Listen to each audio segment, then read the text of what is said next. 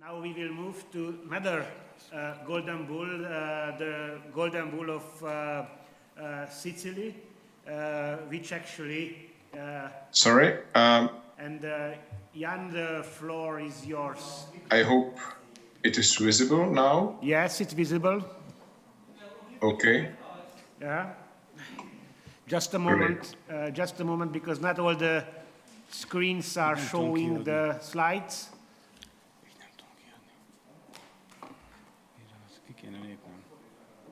Okay, so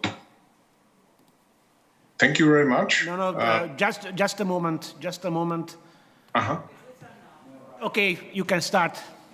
Jan, the floor is yours. Thank you. Thank you very much for your introduction. It's a great pleasure for me to be here.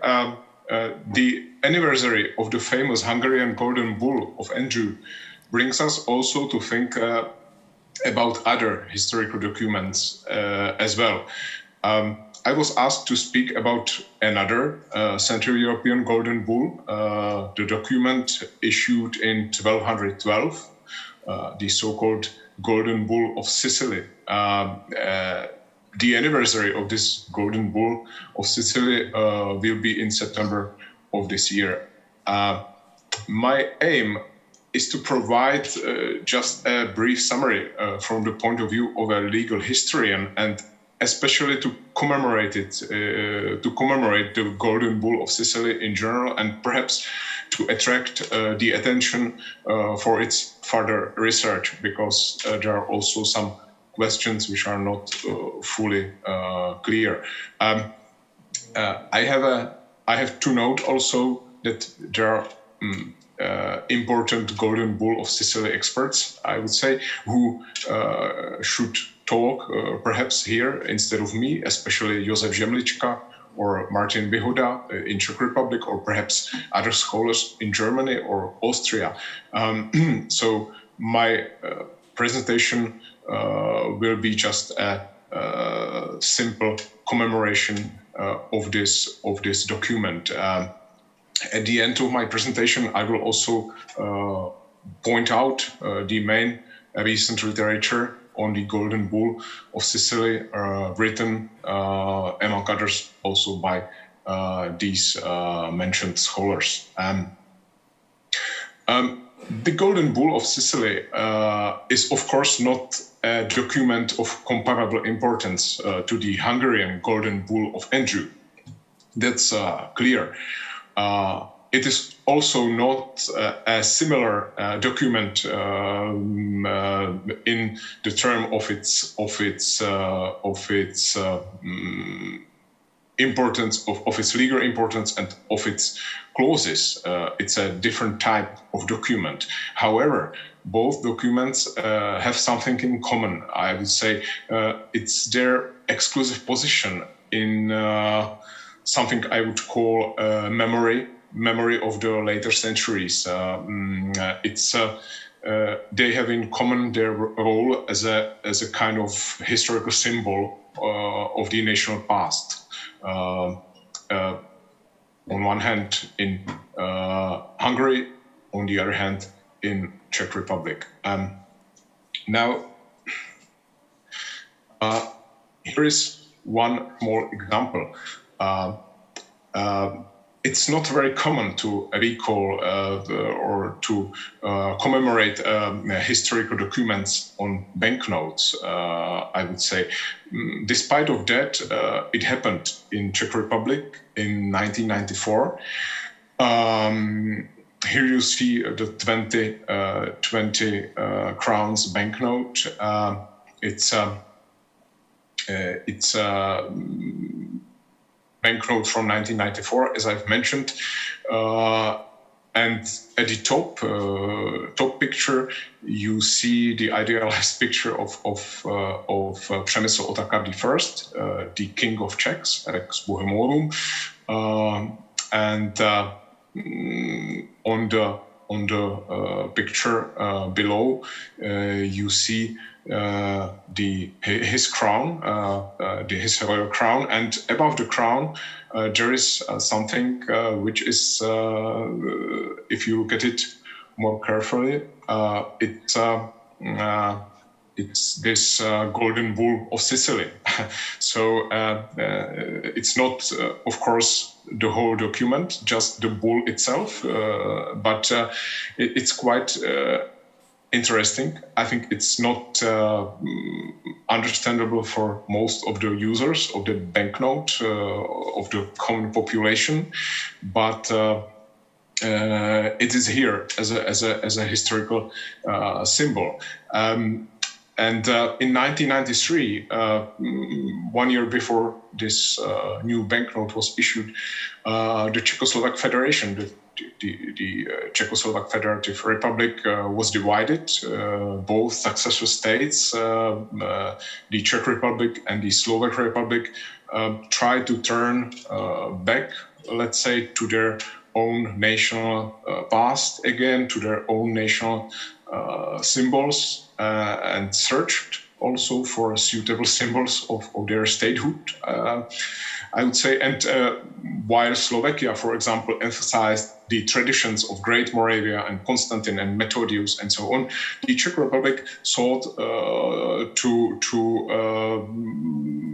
go back to some symbols of Middle Ages, of later parts of Middle Ages. So, for example, they focused especially on the reign of Přemysl Otakar I, here on the banknote, or Přemysl Otakar II, Wenceslas II, then Charles IV, and also Hussite period, and the period of reign of George of Poděbrady, so the king from the 15th century. So you see that this was something which was quite wide used as a banknote. It is now out of use.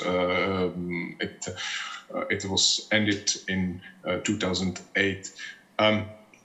Now let's go back to the Golden Bull of Sicily itself. When we talk about the Golden Bull of Sicily, we mean the document issued in Basel on 26 September 1212 by Frederick II, here in the left, for the Czech king Přemysl Otakar I of the Přemysly dynasty, the old Czech dynasty of rulers.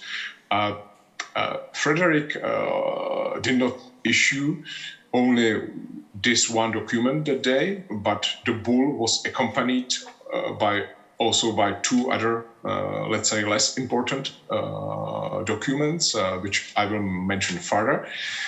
Sometimes this term Golden Bull of Sicily is also used for all three documents, not only for this one most important, the first, let's say, the most important document, but also by these two accompanying documents. But on the other hand, sometimes it's reserved only for this Golden Bull first, for this first document. So it is quite a little bit weird, but usage of the words, but it is so. This peculiar name of Golden Bull of Sicily is derived, of course, from the Sicilian seal of Frederick as a king of Sicily. This seal was used especially because of that gold. There was no seal of Roman.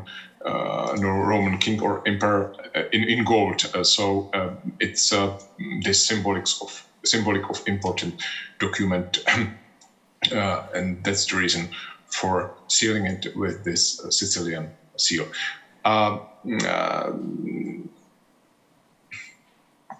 Here is the document itself.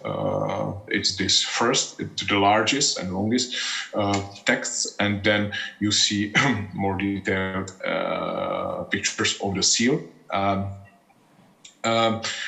Frederick, in his document, Frederick introduced himself as Imperator Electus. It's the term used then originally by the Roman Curia, which nominated its candidate that candidate for the imperial throne. So therefore, it should be translated like chosen Roman emperor. The reason why Frederick issued this bull was probably the gratitude of him for support by Przemysl in the election to King of Rome. This is the reason. We have some limitations in the possibility to understand that this golden bull of Sicily, because there were also different privileges issued by Philip of Swabia and by Otto of Brunswick, but these privileges are not preserved until this day. So we don't know exactly what from these privileges, previous privileges, was used here in the Frederick's golden bull, and what is completely new. But one of these privileges, the privilege of Philip of Swabia, was also mentioned by Frederick in his privilege in this golden bull, but the second privilege of Otto for Przemysl was not mentioned, and clearly for the political reasons, because Frederick didn't want to perpetuate, let's say, the memory of previous support of Otto by Przemysl, the rival of Frederick. So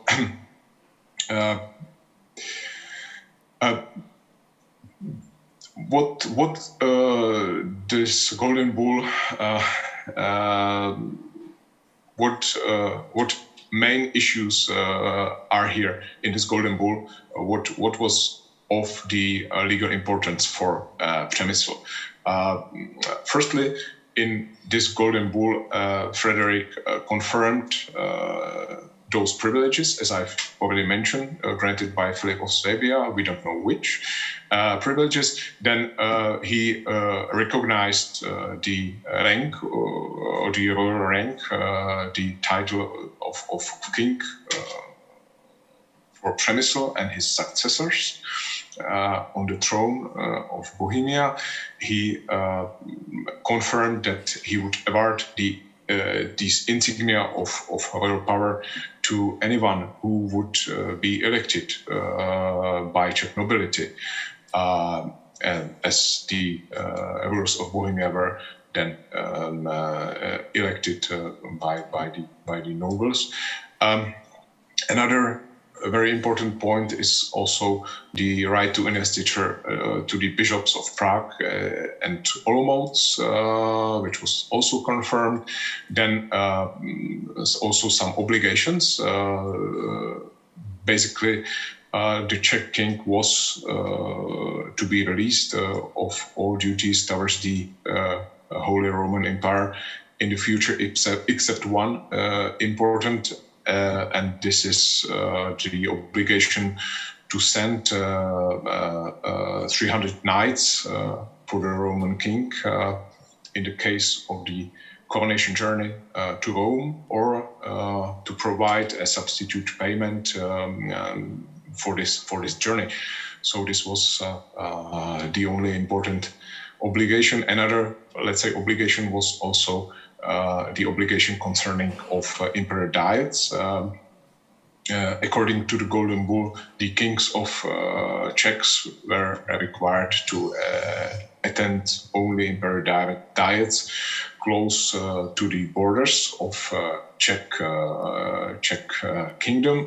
Now the diets in Bamberg and Nuremberg, and there was also a sentence about visiting the diet in Merseburg, which was accompanied by words: if the Polish Duke accepted the invitation to this imperial diet in Merseburg, that the Czech king would give him a procession,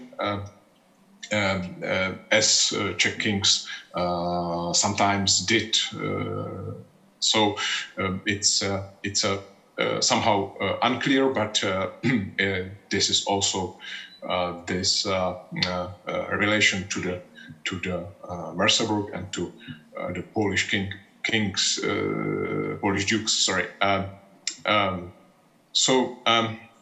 As you see, it's not a large legal document. It's rather limited, but it expressed, however, the special status of the Czech state within the Holy Roman Empire.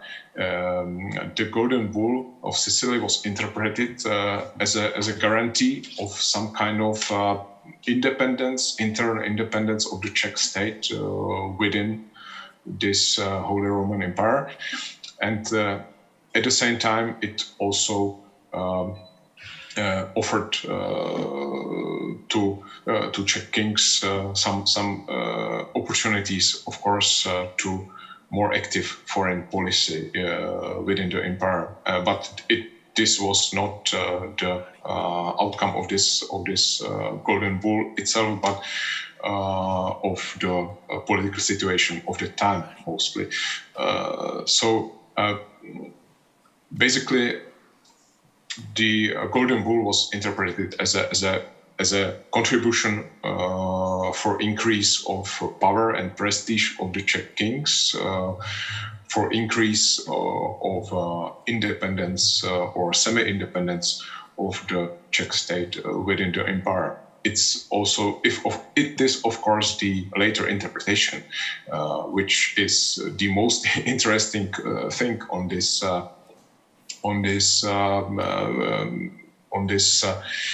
Golden Bull, because this second life, as very nice research in the monograph of Martin Bihuda, the second life of the Golden Bull of Sicily is extremely interesting story. It seems that Golden Bull was not seen as so much important during the time of Přemysl, or at least we don't have enough informations about this.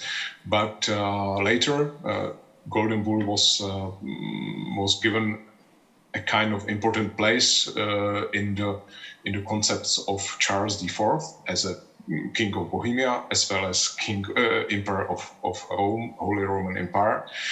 And later, it also probably was not so regarded as such an important legal document, but there was a kind of glory of this Golden Bull. It was, let's say, manufactured by historians, by popular historian writing, especially by Václav Hájek's Libochan, who was writer, history writer of the 16th century in his Kronika Česká, and various followers who were more or less using Hájek's chronicle. So it is a kind of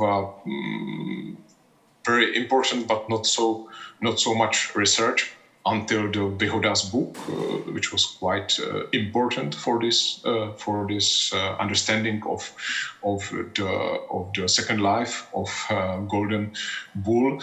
Until this book, this story was not so perfectly researched. I have also to mention that Golden Bull of Sicily was used in a legal argumentation by Pavel Stránský, who wrote his Respublika Bohema in the 17th century, and but generally the rebirth of the glory of present glory, let's say, of Golden Bull of Sicily, or modern glory of Golden Bull of Sicily, is connected, however, with the late 19th century and 20th century, with this Czech historiography on one hand, then the popular historiography, or popular historical writing, popular writing about history, let's say, and then also with the school education, with this popular awareness about local history or national history. The bull in the time was seen as a symbol, as an important symbol of semi-independence or even independence of the Czech state on the Holy Roman Empire. The Holy Roman Empire was in that time perceived as a German state.